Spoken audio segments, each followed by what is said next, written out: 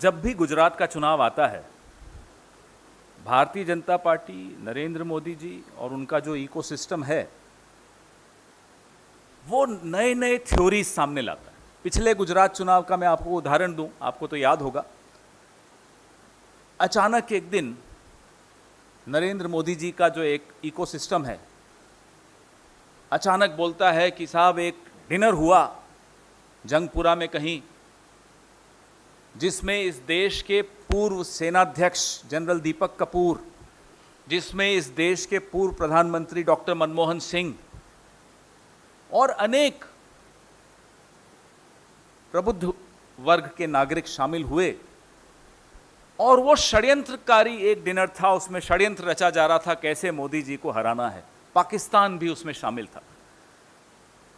इस निम्न स्तर की थ्योरी के खिलाफ जब हमने आवाज उठाई, नरेंद्र मोदी को माफी मांगनी पड़ी डॉक्टर मनमोहन सिंह से गुजरात चुनाव के बाद संसद में। यह आपको तो याद ही होगा। बहुत कम होता है ऐसा कि नरेंद्र मोदी जी माफी मांगते हैं। गलतियां हजार करते हैं, माफी एक बार मांगते हैं। फिर से गुजरात चुनाव आ रहा है, फिर से वही थ्योरी शुरू हो गई। हर बार गुजरात चुनाव जब आता है तो कभी अंसारी जी का नाम लेकर शुरू हो जाएंगे, कभी स्वर्गीय अहमद पटेल जी का नाम लेकर शुरू हो जाएंगे। और मैं याद दिला दूं आपको, जिस एसआईटी ने श्री नरेंद्र मोदी को क्लीन चिट दी थी, उसके अध्यक्ष श्री राघवन को पुरस्कृत किया गया। जवाब दें, क्यों पुरस्कृत करने की आवश्यकता? वो तो अपना काम कर रहे थे।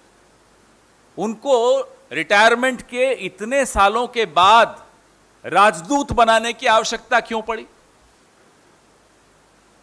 तो नरेंद्र मोदी जी को अब समझ लेना चाहिए कि काठ की हांडी बार बार नहीं चढ़ती।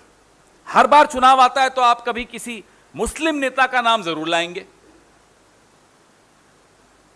आपको 8 साल में आपने कोई अच्छा काम नहीं किया जो दिखाकर आप जीत सके अगला चुनाव।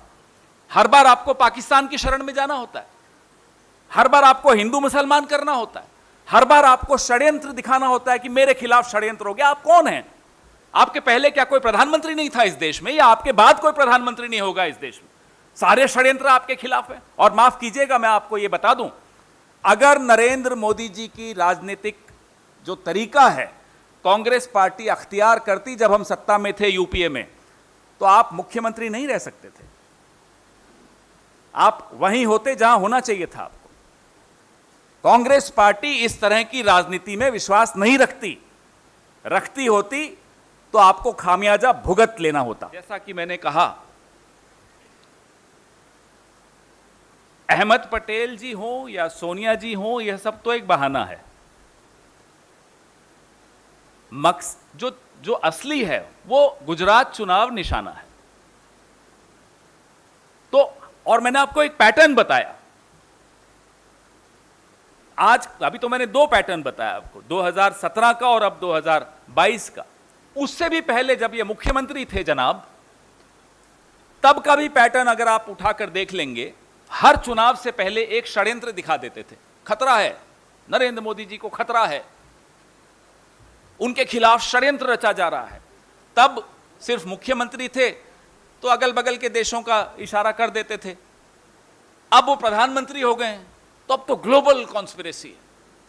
आप हैरान हो जाएंगे, थोड़ी दिनों में शायद आ जाएगा कि साउथ पोल से कॉन्स्पिरेसी हो गई, नॉर्थ पोल से कॉन्स्पिरेसी। पूरा विश्व कॉन्स्पिरेसी कर रहा है नरेंद्र मोदी जी के खिलाफ। ये इनका पुराना ढर्रा है।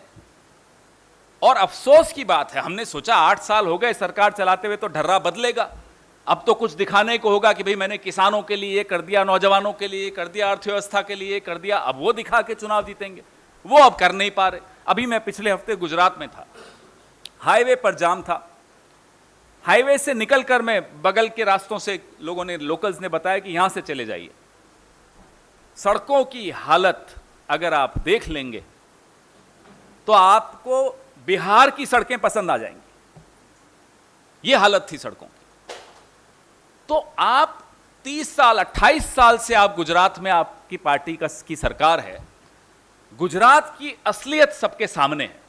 अब उस असलियत को ढकने के लिए ये इस तरह की थ्योरीज लाते हैं कि आप मेरे खिलाफ षड्यंत्र हो गया, इसमें मुसलमान जरूर नाम आएगा कि मुसलमान शामिल थे, विपक्ष शामिल था, कभी अंसारी जी, कभी अहमद पटेल जी, कभी डॉक्टर मनमोहन सिंह, और तो और पूर्व सेनाध्यक्ष जनरल दीपक कपूर भी इनके खिलाफ षड्यंत्र कर रहे थे। बताइए, इससे ज्यादा छुई मुई प्रधानमंत्री मैंने नहीं देखा।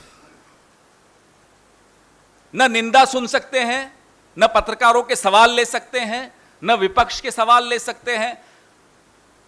आपने तो देखा कि भाई कौन कौन से शब्द असंसदीय हो गए। जितने मोदी जी के पर्यायवाची नाम हैं, जो आप लोग बोलने से डरते हैं, हम लोग बोलते रहते हैं, वो तमाम नाम अब असंसदीय घोषित हो गए। ऐसा प्रधानमंत्री देखा क्या आपने? चीन से जब हिंदुस्तान का युद्ध हो रहा था, 62 का युद्ध, तब संसद के भीतर अटल जी ललकार रहे थे जवाहरलाल नेहरू जी को। वहां सीमा पर सेना लड़ रही थी, संसद में विपक्ष हम पर आरोप लगा रहा था, यह लोकतंत्र होता है। और पार्लियामेंट स्ट्रीट थाने पर जनसंघ का प्रदर्शन चल रहा था, प्रचंड प्रदर्शन चल रहा था, यह होता है लोकतंत्र। आज के प्रधानमंत्री सवालों से घबरा जाते हैं, टेलीप्रॉम्प्टर के बगैर कांपने लग जाते हैं। ये कैसा प्रधानमंत्री इस देश को मिला? भाई 8 साल हो गए, अब भी सवाल नहीं लोगे? अब भी षड्यंत्र षड्यंत्र षड्यंत्र रटते रहोगे? सामने आइए, पत्रकारों के सामने आइए। अपने ही हैं, कोई पाकिस्तान के नहीं है, मुझे तो नहीं लगता इनमें से कोई पाकिस्तान का है, सब हिंदुस्तान के पत्रकार हैं, इनसे सवाल लीजिए, दोस्ती बनी रहेगी, घबराइए मत।